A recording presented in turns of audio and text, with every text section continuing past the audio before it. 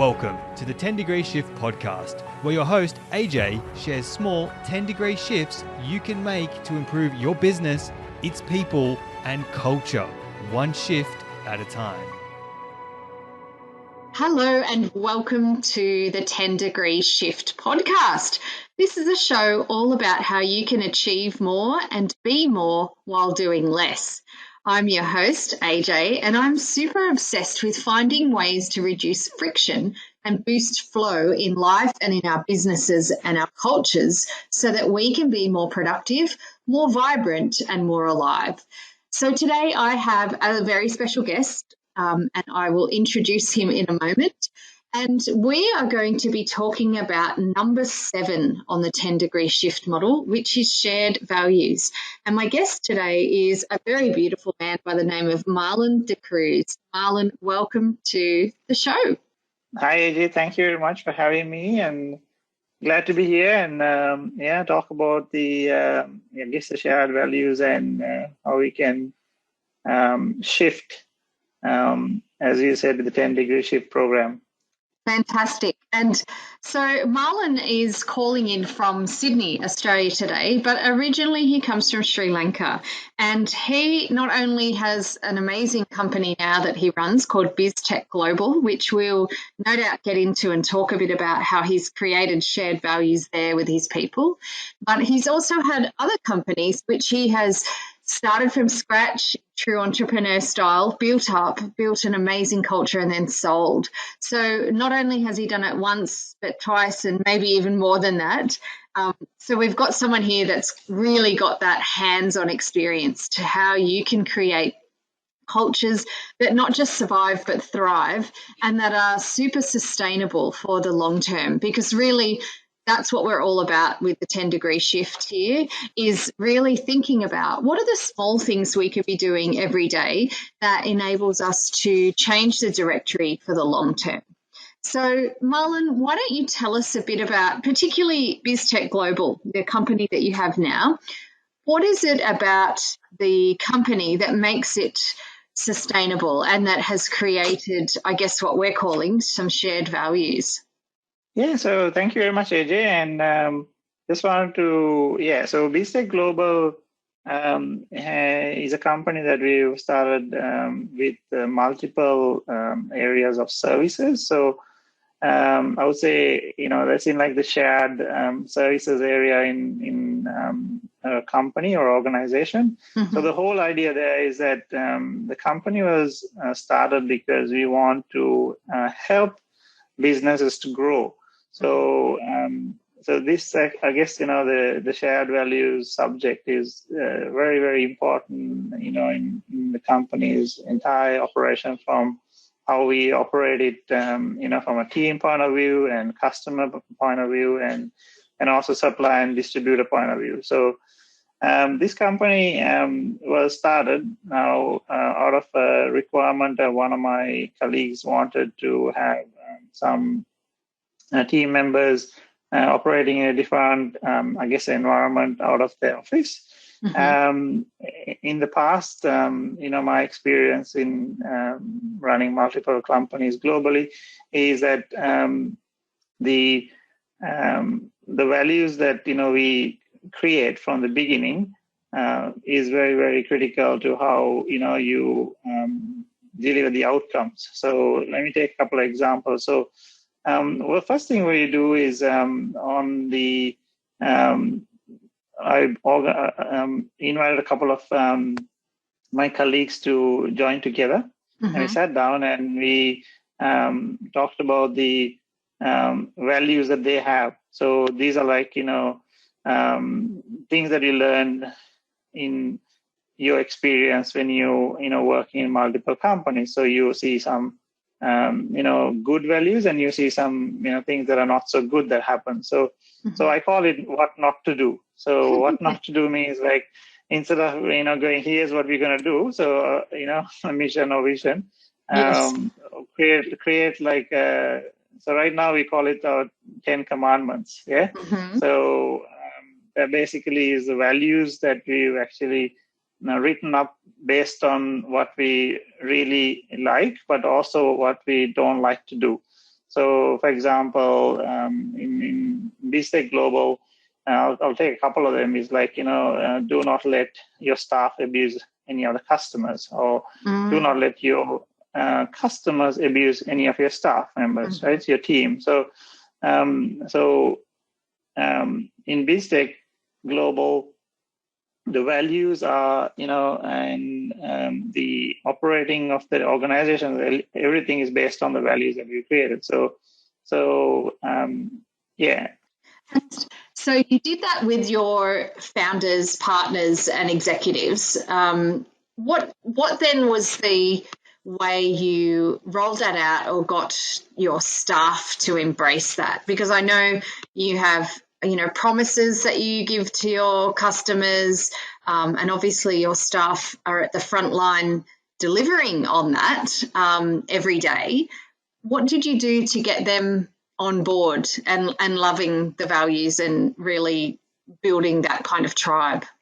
Yeah, so AJ, absolutely. So when we had that original, I guess meetings and workshops we ran regarding, coming up with those, key values, then you had to obviously try and bring them into the programs that you need to set up the organization to operate. So, for example, let's say how we run our enrichment programs, right? So every team member needs to make sure that we know what their their values and their purposes are. So sometimes when you have individuals in a team, so for example, if I'm managing a team member, I need to understand how they what motivates them. For example, is that like a monetary value that they have? They want to buy a house or a car. Is it like more time with the family they want to have? So it is very critical when you're building a team and working with them that you have that half an hour, 1 hour discussion with them or a coffee. And this is not about the the work and your to-do list and your KPIs. This is talking about your life KPIs. What is your life KPI? So absolutely, I would say that you have to find that out. Now, if you don't know that, that means you are goaling someone with some task and work that you have to do in the company, but you don't really understand what they're working for. So I think it's super critical that you understand that value from that team member, and we do that. So that's one of the strong programs we have. And then also we created something called the BISTEC Hearts program. So that's like the staff initiative. So we told the staff to come back to us with some initiatives that they like to do. For example, less plastic, or more recycling, or different programs that they like to see in the company. And we have taken that, and then obviously we can't have every program because you gotta have 100 of them. Yes. But you could you could have a similar theme. So that I guess those are little things you can do. So, for example, right now, AJ, with the COVID-19 pandemic happening around the globe, so some of the team members in the main component in Sri Lanka, Sri Lanka has been locked down for 3.5 weeks now, and they definitely having I guess separation anxieties from the team members because they work and withdrawals. So they basically want to go and meet them. So what we've done is we have programs that currently we get on Zoom, and they're having like a trivia evening we had last time. So we separated them into 3 different teams. So how that it runs, AJ, is that we have a social committee. And that social committee basically, run by the team itself, and they organize everything. So we just as management or executives, just participate and obviously guide them. But so it becomes a real, value system within the organization. So I would say that if you create those programs within the team, then basically it automatically sort of, takes control of, the value creation. And so there's a couple of programs we're doing. And you weren't born with this, right? Or maybe you were. I know you're a natural connector and a real trust builder and someone who naturally comes from a place of heart, not just head. But you had to have studied or looked at, because you're also very commercially savvy, and research and statistics are now proving out that companies that do have a heart and do create shared values and build trust in their teams end up being more financially successful over time. Where did you get some of your ideas from, or what have you studied and looked at? Have you looked at other companies? Did you get mentored? How did you come to try out these things and look for, better ways of building shared values in your workplace? Thanks, AJ. That's like I think, amazing question, because I was thinking, so for me, AJ, this happened naturally. So let me explain this in a bit more detail. So what happened was, when I was little, I was a very, very curious person. So I had to know how everything worked, So if someone was building something, I'll go watch them. And, and the funny thing is, I could, just by watching someone do something, I could repeat it the next one. Like, I could copy it straight away. Like, right. So because that's the, intensity, or the way that I studied it was so hard that I really got it quickly. So I kept doing this, and I only realized this maybe 10, 15 years ago, that, some of these things naturally I was doing is that as a part of a couple of mentors that I had. So when I say I didn't know that they were my mentors, but they were my mentors when I was growing up. So I had Uncle George, and he, started multiple companies, and he became very, successful in whatever he did. People said that he has a Midas touch, or the silver spoon. Yeah. So everything that he touched became either silver or gold. And he looked after people like, unconditionally. Like, he did not have any condition to anyone. He just was such a beautiful soul. He's passed away, I think, a couple of years ago. Very sad. But and my dad, worked for a British American tobacco company in Sri Lanka. They're called Ceylon Tobacco. This company, looked after their people like I've never seen any other company do that. So I learned these characteristics and behaviors on how, by looking after people, that they're so loyal. So, for example, my uncles, people who work for him have worked until they retired with him. They would donate a kidney to them without a question, or a lung. Yes, I'm talking about that level of, loyalty and commitment. And my dad did the same thing. He worked from the day that he, I think, left school until he retired in the same company. Yeah. So I learned these things and all these enrichment programs and stuff like, from there at the beginning. And then obviously through personal development programs like Tony Robbins and, Scott Harris and a couple of coaches that, been following, and a lot of material online that's available free to everyone.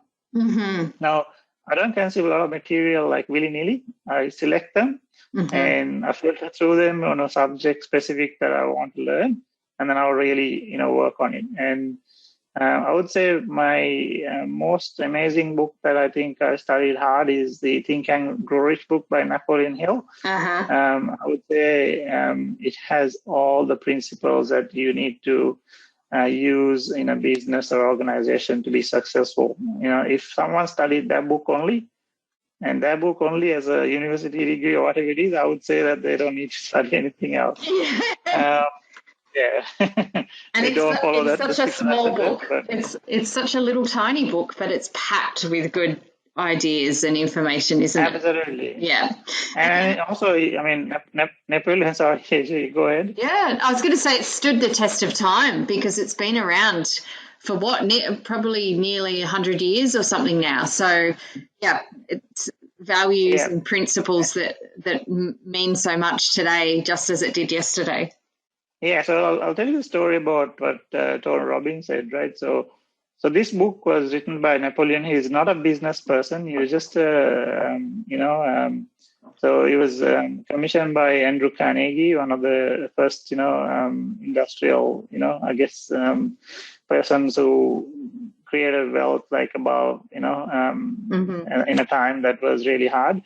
And so Tony Robbins tells me this, or tells us this story about his coach was a person called Jim Rohn, right? So Jim Rohn was the original personal development expert. Absolutely.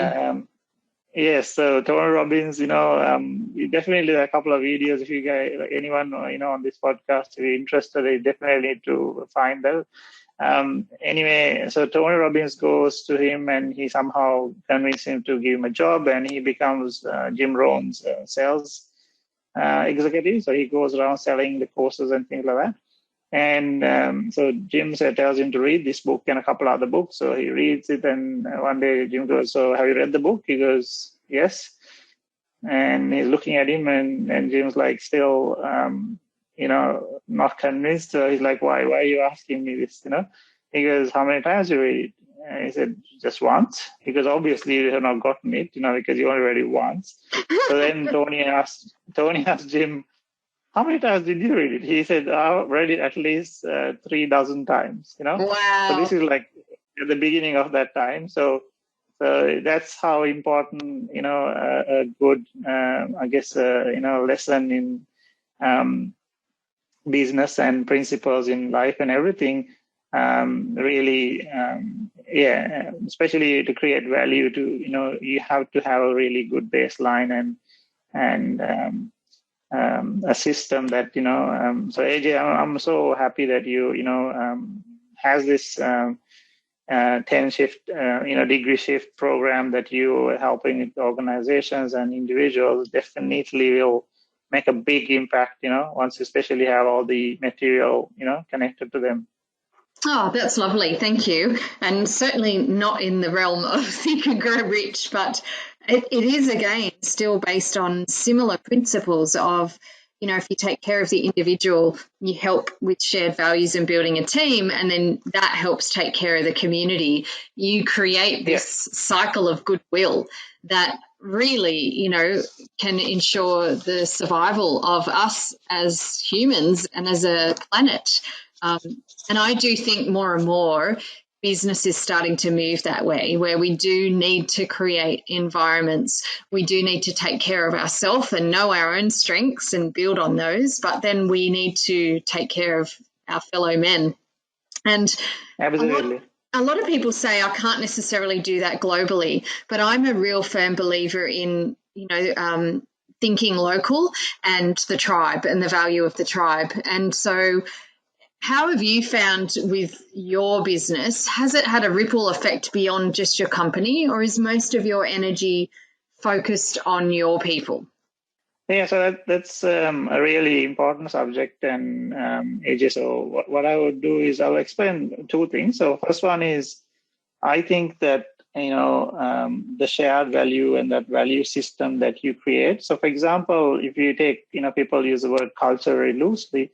So culture is, in my words, it's actually a collection of people's experiences and feelings, in one particular place builds culture, right? So it's basically you feel very warm and loving, and you respect each other and you're always there for each other. Now that is like the best culture to have. So, and that shared value system and the, opportunity for the individuals to even take it to the next level is the key of, that organization's growth or a community's growth. So definitely, AJ, I think, as you said, that I would call the shared values and that, the tribe and being together is like, locally, if you have it in our neighborhood, in our home, then it trickles down to the community, and it can trickle down to the, to the city, then it trickles down to the state, and it trickles down to the country, and and as we go forward. So how does it happen? Obviously, maybe it's a bad thing to use at the moment because it's actually, I was going to say, it's like a good virus, So you can actually get it, and when you get that bug, you can actually then change people's lives. And if you can change people's lives, then it changes the entire community. So I would say that everything, we do, we have to start first at home. Charity begins at home. And then, in our surroundings, and that's our, organization. So if you can really hold this together, and if you can help each other out, and if you, really love working with each other, because that's the culture that you created, by just having shared values and shared ideas and shared, everything that you, can like take it to the next level, then basically you become almost invincible, because there's no one else can, in a good culture like that, organization. So the second part of that I was going to say is that in BISTEC Global, there are people who are applying for jobs, So we have a list of people that will, have in the list to go for the next piece of work. Now, that is because all the people who are leaders in that company have the same values. And I found that very strange. And I had the first couple of meetings that we almost fell off the chair because they all have the same core purpose of, doing things and changing and, trying to make a company that people want to be there, not to have to be there. Right. So when that happens, then basically all the people who, they have had worked with before and companies they have worked with, all the really good connected people all go, can I start? When can I come and work with you? So I have still tons of people that are not pinged because, you're not ready for them yet. But as you go forward, that whole, I would say community or tribe that you had, your ex-tribe, still waiting to talk to you. So, wow. And there's, I would say that's if you ask a very good serial entrepreneur, that's the people that they, work with, that followed, or you help go and build something else, always comes back. They are the one tribe. So this is my experience. So. And when we study any of the really great cultures that have happened in companies around the world, it is just that. When other people are saying it's a globally competitive marketplace and workforce, and I find it hard to get good people, when you talk to those cultures where they have really built deep shared values and where they have built trust, there is an attraction that happens, a magnetism, like you're saying, an invincibility, a positive virus, so to speak. And they have a long waiting list of people wanting to get in.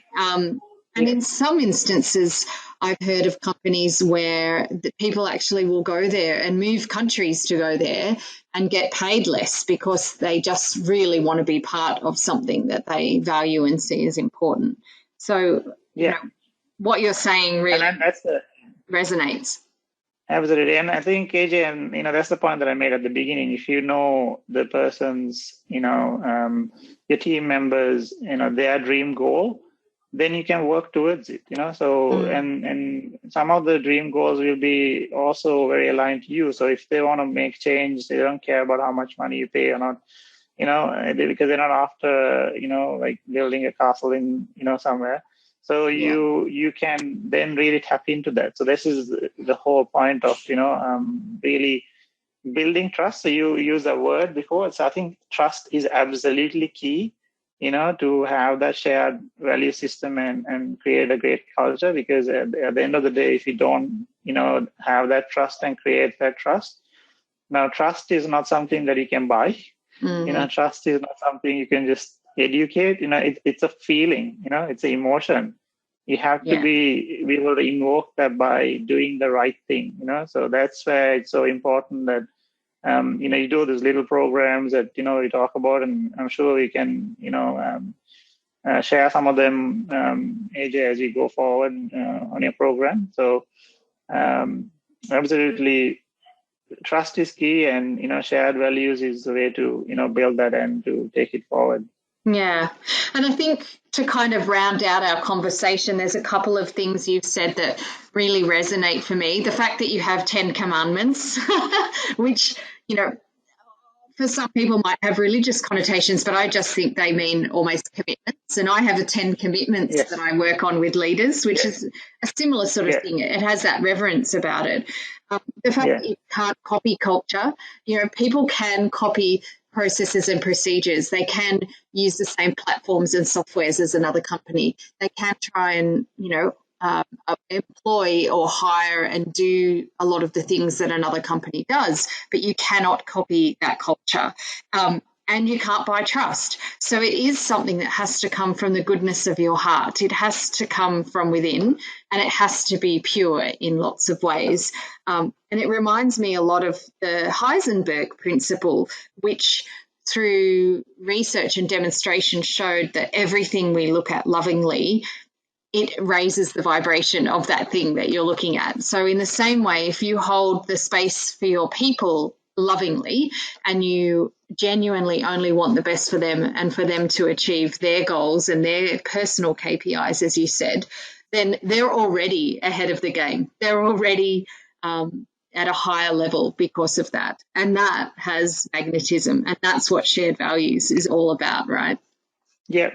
So, if you're family, you cannot let them, like when you say you have a family member and they're going through a rough period, you will do anything to take them through that. So that's the trust that you have when you're, related and connected. Now, a lot of the cultures, still have those very, very strong values systems. So if you create, and anyone can do this, anyone can create that by just being themselves and, being, as you said, absolutely, honorable and looking after the people, because that's what you love to do. Like, now, even if you don't love, so some people are maybe not as lovey-dovey as you and me, AJ. So they find it very difficult to talk about these things. And yes, there are plenty of people who help you do that. You know what I mean? So you don't have to be, everything, but you can make sure that this happens in your little team, in your organization. And there are plenty of programs that, we have, we can go through. And these are like, just, having the meetings in a coffee environment, or, like having, so it's more loose, free, so I think the world is going towards it. That's the really beautiful thing. And yes, and this virus is, I guess a terrible thing, but, it's brought a lot of people together. I mean, I'm feeling much more connected with my family and my kids because I'm spending more time with them. This morning I was jumping up and down on the trampoline for like half an hour. So, normally you don't do that on a weekday, so in the morning. And you're juggling different things. So definitely a very powerful, concept and a subject that people need to pay attention to. Exactly. And I think the brilliant thing for someone like you who is running a global business that's in the USA, the UK, Sri Lanka, Australia, right? It's the fact that the whole world is going through this crisis or challenge right now. So all of your people, no matter where they are impacted. And it is a time for us to lean on our shared values. And it's why your staff wanted to have a trivia night, right? Because their work family is part of helping them feel normal and engaged and safe and being able to navigate through these things. And I think in all of the companies I've had the pleasure of working with through crises, it has been their shared values that has provided the cushion of goodwill that has allowed them to weather those storms. And it's where a company doesn't have those shared values that you do see them fall into disarray, and you find, corruption or things happening or staff attacking their own company or people leaving.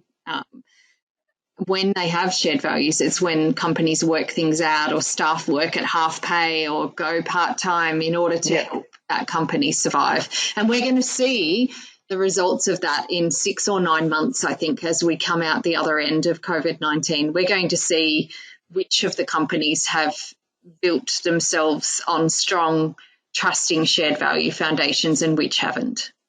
Absolutely. And AJ, just to add one more thing to that is that, so, as that mechanism will help, companies, sponge and, bounce back. And, as you mentioned before, it's also the glue, so if you want to call it, it's the web that holds things together. As you said, first thing someone, has some bad thing to say, or for a staff member is, a new member is not behaving or operating, or, they will definitely pull them up. The team will go before it comes to the executives or, the management, they'll try and correct it. They'll, huddle together and try and, and this is very evident in a lot of, very rich cultures and, different cultures. If you look at, the very, very origins of tribes, they looked after these people, So if you take like the prodigal son story, so basically it is that, it's basically the glue will make sure that you hold it together, and also it's the self-healing glue. So it'll actually heal, and is also protect at the same time. You know what I mean? So it is, I can't emphasize enough why it's so important. Yeah. Brilliant. Well, it's been lovely chatting to you, and I can't agree more about that idea of self-healing glue and the protection. And the 10-degree shift model, which I know you're familiar with, is all about almost like a chain or a safety net in that way of a circle of 10 key elements. And when companies have all of those strung together, and they only need to do small things in each of them, really they are building strong protective bonds for the future. They are supporting their people to live and love their life and love coming to work, which is what your people clearly do at BISTEC Global. So thank you so much for sharing your wisdom. Can you just share how people may get in touch with you if they want to know more about what your company does, or want to have a bit more of a yarn with you about these shared values and how it can support their company? Yeah, definitely. So people can get on LinkedIn. On LinkedIn, it's linkedin.com/MarlonDC. So MarlonDC is my profile on there. You can otherwise do a search on my name and connect with me. Otherwise, you can email me on Marlon, MARLON, at Marlon De Cruz. That's MarlonDecruz.com. And please drop me an email. We're more than happy to have a chat. There's online calendars and things like that, so you can book a time and we'll connect up and say hello. Fantastic. And trust me, people, he will. That is not an empty statement. We have had many conversations since we both connected only just over a month ago. And already, Marlon, you've made quite an impression. And I do hope that you and your company weather this storm of COVID-19. I'm confident you will. And I know that you have a beautiful, strong team and a family that you love very dearly. Thank you for sharing your insights and wisdom with us today on the 10-degree shift. Thank you very much, AJ. God bless. And we'll weather this for sure. We'll have multiple and more discussions, and looking forward to the remaining podcasts on the 10-degree shift. Thank you so much. And remember, everyone, that it's not that we need to be course correcting or doing big radical things at this time. Lots of people are talking about pivoting. We just need to make small 10-degree shifts, but we need to do that consistently, and we need to show up as leaders for our people. Until next time, take care, everyone. Bye for now.